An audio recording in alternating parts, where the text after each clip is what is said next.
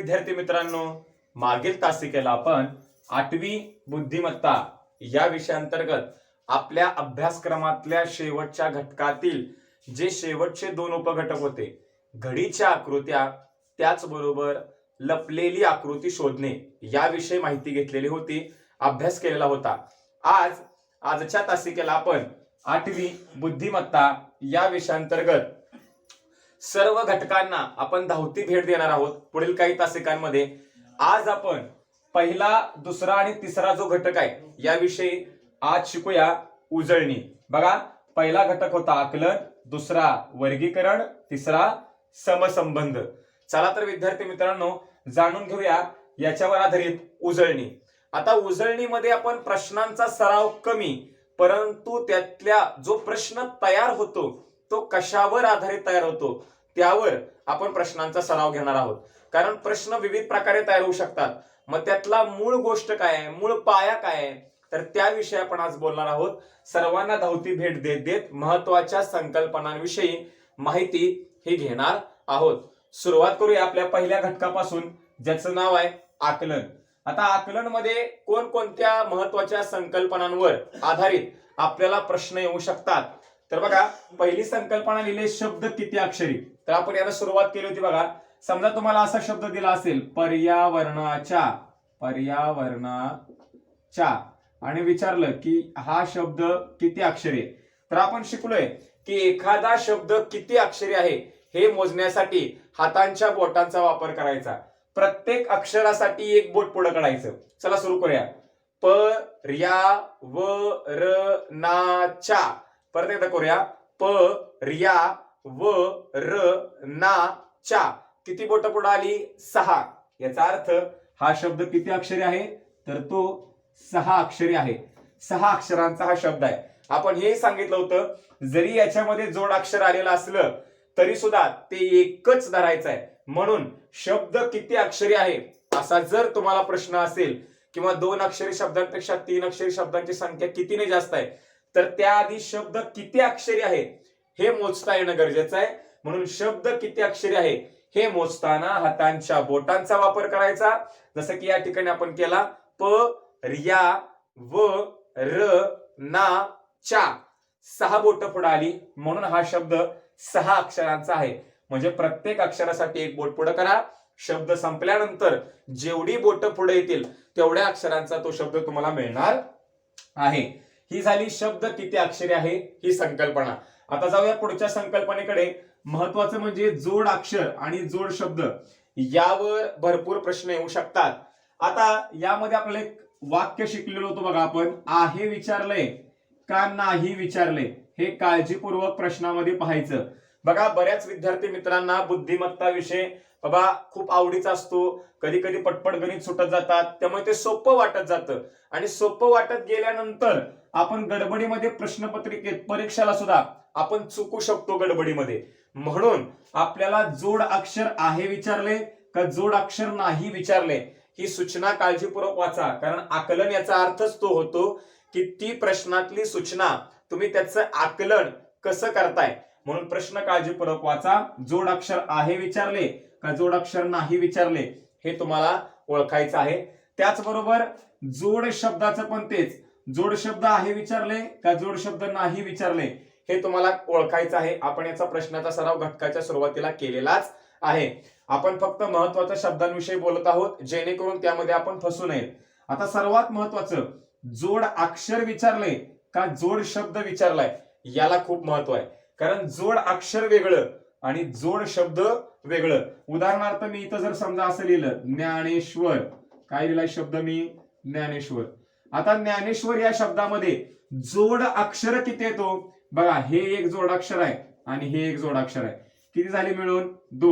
2 आहेत जोड अक्षरे। काय आहेत? जोड अक्षरे।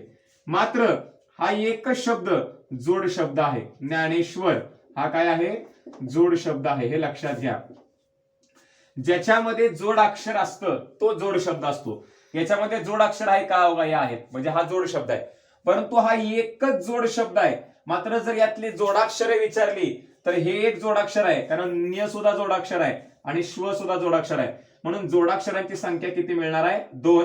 मात्र जोड शब्द हा एकच आहे म्हणून एक उत्तर मिळणार आहे.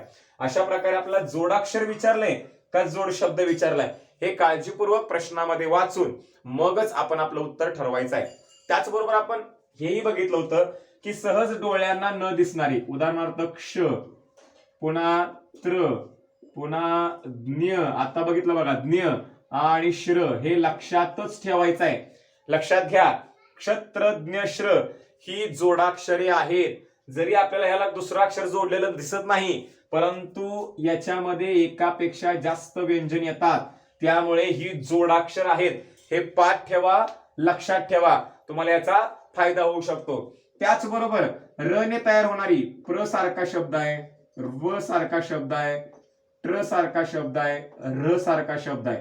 मात्र जर एखाद्या शब्दामध्ये रु हा मिसळला असेल तर ते जोडाक्षर नसतं, हे लक्षात घ्या. कारण रु काय आहे, स्वर आहे. उदाहरणार्थ पृथ्वी किंवा पृ दिले तर हे जोडाक्षर आहे का, तर नाही. जिथं तुम्हाला रूचा उच्चार होईल, रूचा, ते जोडाक्षर नसणार आहे. लक्षात घ्या, ज्याच्यामध्ये रूचा उच्चार होईल ते जोडाक्षर नसणार आहे. मात्र असा शब्द असेल पृथ्वी, आता हा जोड शब्द आहे का, तर आहे. का, तर पृ हे जोडाक्षर नाही, कबूल आहे, कारण रू लपलाय. मात्र थ्वी हे तर जोडाक्षर आहे ना, मग याच्यामध्ये जोडाक्षर आले म्हणल्यावर हा जोड शब्द तयार झाला. म्हणून लक्षात ठेवा, धोक्याची सूचना काय आहे, तर ज्याच्यामध्ये रू आहे तो स्वर आहे, त्यामुळे ते जोडाक्षर होत नाही ज्याच्यामध्ये रू मिसळतं. लक्षात ठेवा, र ने एवढे तयार होतात, मात्र रू असेल तर ते जोडाक्षर नसतं. तुम्ही दुसऱ्या अक्षरांचा आधार घ्या, जसं की इथं थ्वीचा आधार घेतला तर हे बाबा जोडाक्षर आहे, म्हणून हा जोड शब्द होऊ शकतो. जोड शब्द म्हणजे काय, तर ज्याच्यामध्ये जोड अक्षर असतं त्याला जोड शब्द म्हणतो आपण. म्हणून पृथ्वी हा जोड शब्द होतो, मात्र पृ हे जोडाक्षर नाही, कारण रू मिसळलाय. मात्र पृथ्वी जर घेतलं तर थ्वी या अक्षरामुळे हा जोड शब्द म्हणून मिळतो. सगळ्यात शेवट मला सांगायचं असं आहे की हे लक्षात ठेवा, क्षत्रज्ञ श्र, र ने तयार होणारे लक्षात ठेवा, रूपशी सावध व्हा. ज्या अक्षरात रू असेल ते जोड अक्षर नाही, हे लक्षात ठेवा. व हे सर्व तुम्ही लक्षात ठेवल्यानंतर जेव्हा परीक्षेला प्रश्न येईल तेव्हा आकलन अंतर्गत हा प्रश्न येतो. याचा अर्थ प्रश्न काळजीपूर्वक वाचायचा, प्रश्नाचा आकलन, प्रश्नाचा अर्थ व्यवस्थित समजून घ्यायचा आणि मगच आपण आपलं उत्तर ठरवायचं आहे. त्यानंतर येऊया शब्दाची डावी आणि उजवी बाजू. उदाहरणार्थ तुम्हाला समजा असा शब्द दिला असेल, कृष्ण राज सागर. काय शब्द लिहिलाय मी, कृष्ण राज सागर असा शब्द लिहिलाय. तर शब्दाची डावी आणि उजवी बाजू याचा अर्थ काय होता आपण शिकलोय. आपला उजवा हात तीच याची उजवी बाजू असते व आपला डावा हात हीच याची डावी बाजू असते. परत एकदा लक्षात घ्या, आता माझा हा उजवा हात आहे, मी लिहितोय, तर ही बाजू उजवी आहे ना माझी इकडची, तर ही बाजू उजवी ती याची पण उजवीच, आणि ही बाजू डावी तर या शब्दाची पण डावीच. म्हणजे आपली उजवी तीच या शब्दाची उजवी बाजू असते, आपली डावी तीच या शब्दाची डावी बाजू असते. उदाहरणार्थ उजवीकडून पहिला अक्षर सांगा, उजवीकडून पहिला अक्षर सांगा, तर हा माझा उजवा हात आहे, मी लिहितोय, तर उजवीकडून म्हटलंय ना तर उजव्या हाताकडनं असं आत यायचं. जर मी या शब्दामध्ये उजव्या हाताकडून आत आलो तर मला एक नंबरला कोण दिसतंय, र. याचा अर्थ उजवीकडून पहिलं र आहे. समजा मला याच्यामध्ये विचारलं डावीकडून पहिलं सांगा, तर डावा हात ये, तर डावीकडून मी येणार, तर डावीकडे मला कोण दिसतंय, बघा मला क्रू हे अक्षर दिसतंय, याचा अर्थ हे एक नंबरला आहे डावीकडून, हे लक्षात घ्या. म्हणजे ही आहे उजवी बाजू, उजवी ती उजवी, आणि ही आहे डावी बाजू, हे लक्षात ठेवायचं आहे. तुम्हाला याच्यावर प्रश्न येऊ शकतात. तसेच आपल्याला असंही विचारतात कधी कधी बघा, उजवीकडून दुसऱ्या अक्षराच्या, जसं आपण वर्णमालेमध्ये शिकलोय, प्रश्न काय शकतो, उजवीकडून दुसऱ्या अक्षराच्या डावीकडील तिसरे सांगा. बघा इथं लिहूया आपण प्रश्न, उजवीकडून दुसऱ्या अक्षराच्या डावीकडील तिसरे प्रश्नचिन्ह, उजवीकडील दुसऱ्या अक्षराच्या. तर निम्मा निम्मा सोडवायचा, आधी एवढाच प्रश्न सोडवूया. चला, उजवीकडून दुसरं कोण आहे हो, उजवीकडून म्हटलंय ना. आता एक लक्षात घ्या, उजवीकडील म्हणू द्या किंवा उजवीकडून म्हणू द्या, दोन्ही शब्दांचे अर्थ तेच आहेत. उजवीकडून म्हटलंय ना, या की तो विचारलाय दुसऱ्या, हा पहिला आणि हा दुसरा. बघा, हा पहिला आणि हा दुसरा, ठीक आहे. या दुसऱ्या शब्दाच्या जिथं च्या असतो, च्या, हे लक्षात घ्या. ज्याच्या विचारतात ते सोडायचं. मग आता याच्या काय विचारले, डावीकडील. आता याच्या डावीकडील म्हणजे याच्या उजव्या आणि डावी बाजू फिक्स करायला पाहिजे. तर याची इकडून इकडं उजवा हात येतो म्हणून ही उजवी झाली, याची इकडून इकडं डावा हात येतो म्हणून ही डावी बाजू झाली. लक्षात घ्या, यातल्या कोणत्या पण अक्षराची उजवी आणि डावी कशी ठरवायची? आता याची ठरवायची तर काय करायचं, याच्यापासून इकडं उजवा हात येतोय हा माझा म्हणून इकडची उजवी, याच्यापासून इकडं डावा हात येतोय म्हणून इकडची डावी. काय विचारलंय? याच्या डावीकडील तिसरं, ज्याच्या विचारतात ते सोडायचं. दुसऱ्याच्या विचारलंय, हे दुसरं आहे. याच्या विचारलंय ना, हे सोडून द्या. कितवं? डावीकडचं तिसरं. बघा हा डावा हात आहे, याच्या विचारले म्हणून मी हे सोडून देतो. हे जर मी सोडलं तर बघा 1 2 आणि 3 नंबरला मला काय मिळालंय? तर रा मिळाले. बघा काय मिळाले? रा. याचा अर्थ याचं उत्तर काय मिळू शकतं आपल्याला? तर रा मिळू शकतं. परत एकदा लक्षात घ्या, उजवीकडून दुसऱ्या अक्षराच्या उजवीकडून आलो 1 2, याच्या विचारलंय ना, ज्याच्या विचारतात ते सोडून द्यायचं. हे सोडून दिलं की 1 इथनं सुरुवात करायची, इथनं नाही. लक्षात घ्या, ज्याच्या विचारतात ते सोडायचं आहे. मग याच्या विचारलंय ना, उजवीकडून दुसऱ्या अक्षराच्या उजवीकडून पहिलं दुसरं, याच्या विचारलंय ना, हे सोडून द्या, इथनं सुरुवात करा कारण हे डाव आहे. 1 2 3 बघा तिसरं विचारलंय रा. अशा प्रकारे या प्रश्नाचं उत्तर आपल्याला रा असं मिळणार आहे. या पद्धतीने तुम्ही उजवं आणि डावं हे सहजतेने करू शकता. त्याचबरोबर मधलं अक्षर जर विचारलं, समजा मी इथं ज ला मधलं धरलं तर बघा 1 2 3 1 2 3, याचा अर्थ मधले, याचा अर्थ काय? इकडं पण सारखे आणि इकडं पण सारखे. मग 1 2 3 इकडं 3 आहेत, 1 2 3 इकडं 3 अक्षर आहेत. याचा अर्थ ज हे मधलं अक्षर आपल्याला मिळू शकतं. त्याचबरोबर आपल्याला उजवी व डावी बाजू या पद्धतीने सांगता येऊ शकते. यानंतर आकलन मधल्या पुढच्या काही महत्वाच्या संकल्पनांबद्दल आपण काय करूया? उजळणी घेऊया. आता पुढची संकल्पना म्हणजे आकारांत, आकारांत, इकारांत, इकारांत, उकारांत, ओकारांत, एकारांत, ऐकारांत असे कितीतरी अक्षर आणि शब्द आपल्याला मराठीमध्ये पाहायला मिळू शकतात. म्हणून यावर बुद्धिमत्तेमध्ये प्रश्न विचारले जातात, कारण बुद्धिमत्ता हा सर्व विषयांचा समावेश करून घेणारा विषय आहे. ठीक आहे. आता याच्यामध्ये सुद्धा आपल्याला शब्द विचारलाय का अक्षर विचारलंय हे आकलनामध्ये जाणून घेणं खूप महत्वाचं आहे. जसं की समजा मी इथे एक शब्द लिहिला अहमदनगर. ठीक आहे. आता ओळखायचं तरी कसं? तर ज्याच्यातून अक्षरातून अ चा उच्चार होतो त्याला अकारांत, ज्याच्यातून आ चा होतो त्याला आकारांत, ज्याच्यातून ई चा होतो त्याला इकारांत, ज्याच्यातून दीर्घ ई चा होतो त्याला इकारांत. हे लक्षात घ्या. यातला दोन्हीतला फरक आपण लगेच समजून घेणार आहोत. आधी हे समजून घेऊया. बघा यामध्ये जर आपण बघितलं तर हा एकच आकारांत शब्द आहे, एकच शब्द आहे आकारांत. पण आपल्याला जर असं म्हटलं की या शब्दामध्ये आकारांत अक्षर किती, तर बघा हे तर आहेच, पुन्हा ह, पुन्हा म चा उच्चार होतो यातनं. किंवा ज्याला काना मात्रा वेलांटी उकार काहीच नसतं त्या अक्षराला काय म्हणतो आपण? अकारांत. हे लक्षात घ्या. बघा काना मात्रा वेलांटी काहीच आहे का याला? ज्याला काहीच नसतं त्याला अकारांत म्हणायचं. किंवा सगळ्यात सोपं, हा शब्द वाढवायचा, म चा उच्चार होतोय, द चा उच्चार होतोय, न चा उच्चार होतोय. म्हणजे यातलं प्रत्येक अक्षर काय आहे? अकारांत आहे. बघा 1 2 3 4 5 6 7 म्हणजे 7 काय होणार आहेत? अक्षर होणार आहेत. हा झाला यातला फरक. हे लक्षात घ्या. म्हणून आपल्याला आकारांत शब्द विचारलेत का अक्षरे विचारलेत हे लक्षात घेऊन मगच आपण आपलं उत्तर ठरवायचं आहे. आकारांचं जर उदाहरण घ्यायचं गेलं तर बघा दावा, समजा आपण हा शब्द लिहिला असेल तर बघा दा आ आहे का, असा आ चा उच्चार होतो म्हणून हे आकारांत अक्षर आहे. वा आ चा उच्चार होतो म्हणून हे सुद्धा आकारांत अक्षर आहे.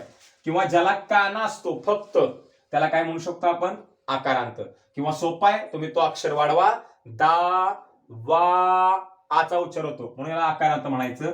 इकारांच्या बाबतीत विचार केला तर हे पण ई म्हणतो, हे पण ई म्हणतो. मग यात काय फरक आहे? म्हणून सावध व्हायचं. आकलन मध्ये जर हे ई दिसला असेल याला ऱ्हस्व म्हणतात, याला पहिली वेलांटीचे शब्द म्हणतात. कसे? पहिली वेलांटीचे. हे लक्षात घ्या. बघा पहिली वेलांटी असेल तर त्यात हा ई लपलाय म्हणून समजून घ्या. प्रश्नामध्ये तुम्हाला हा ई दिलाय का हा दिलाय हे महत्वाचं. हा दिला असेल तर पहिली वेलांटी शोधा आणि मग उत्तर ठरवा.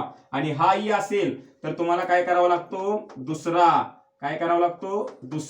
दुसरी वेलांटी ही तुम्हाला इथं शोधावी लागते. असाही असेल तर दुसरी वेलांटीचे अक्षर शोधा, असा असेल तर पहिली. उकाराच्या बाबतीत पण तेच. ऱ्हस्व असेल तर पहिला, हे लक्षात घ्या. दीर्घ असेल तर दुसरा. आहे का? सोपा आहे. ऱ्हस्व असेल तर पहिला, दीर्घ असेल तर दुसरा, हे लक्षात ठेवायचं आहे. या पद्धतीने तुम्हाला प्रश्न विचारतील. एक मात्रा असेल तर एकारांत, दोन असतील तर ऐकारांत. काय? ऐकारांत. हे सुद्धा लक्षात ठेवायचं आहे. तुम्हाला परीक्षेला प्रश्न विचारतात बघा. उदाहरणार्थ आपण एक लिहूया इथं, निनाद. निनाद. आता लक्षात घ्या, हा जर शब्द कसलाय विचारलं तर बघा, ज्याच्या शब्दाचा शेवट अ ने होतो तो आकारांत शब्द आहे. कसला शब्द आहे? आकारांत शब्द. कसला आहे हा? आकारांत. उदाहरण बघा, निनाद म्हणजे या शब्दाच्या शेवटी अ चा उच्चार होतो म्हणून याला आकारांत म्हणायचं. मात्र प्रत्येक अक्षराचा विचार केला तर हे अक्षर कसलं आहे? हे असलं आहे. का? तर पहिली वेलांटी. हे कसलं आहे? आ आहे. आणि हे कसलं आहे? अ. परंतु हा शब्द जर विचारला तर हा आकारांत होईल बरं का. कारण शब्द विचारला असेल तर शेवटचं अक्षर तपासायचं. जे शेवटचं अक्षर असतं तसल्या प्रकारचा तो शब्द असतो. उदाहरणार्थ निनाद आहे ना, अ. उदाहरणार्थ असं विचारलं, माती. आता माती कसला आहे? शेवटचं काय आहे? दुसरी वेलांटी. याचा अर्थ हा असला होईल बघा, इकारांत. या पद्धतीने तुम्ही आकारांत, इकारांत याचा सराव सहजतेनं करू शकता.